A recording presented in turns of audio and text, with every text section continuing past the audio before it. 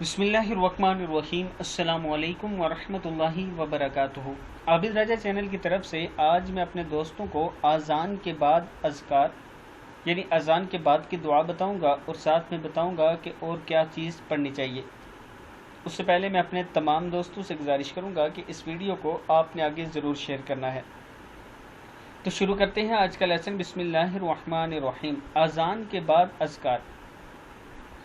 मुअज़्ज़िन के अज़ान का जवाब देने के बाद नबी अकरम सल्लल्लाहु अलैहि व आलिहि वसल्लम पर दुरूद शरीफ पढ़ें।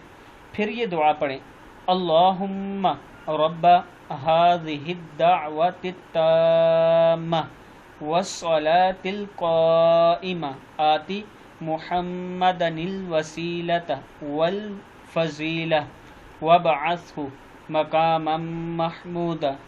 क्या है? वबअसहु मक़ामम महमूदनिल्लज़ी वअदता। सदक़ल्लाहुल अज़ीम।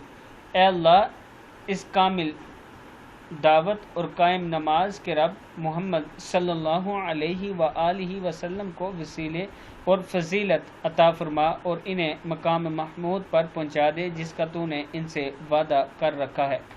रसूलुल्लाह सल्लल्लाहु अलैहि व आलिहि वसल्लम ने फरमाया, जब मुअज़्ज़िन की अज़ान सुनो तो तुम वही कहो जो मुअज़्ज़िन कहता है, फिर मुझ पर दुरूद पढ़ो यानी अज़ान के जवाब में अज़ान दो। दुरूद पढ़ो क्योंकि जो कोई मुझ पर एक मरतबा दुरूद पढ़ता है तो अल्लाह इस पर अपनी 10 रहमतें नाजिल फरमाता है। इसके बाद अल्लाह से मेरे लिए वसीला मांगो, क्योंकि वसीला दरअसल जन्नत में एक मकाम है जो अल्लाह के बंदों में से एक बंदे को दिया जाएगा और मुझे उम्मीद है कि वो बंदा मैं ही होऊंगा। और जो कोई मेरे लिए वसीला तलब करेगा इसके लिए मेरी शफात वाजिब हो जाएगी।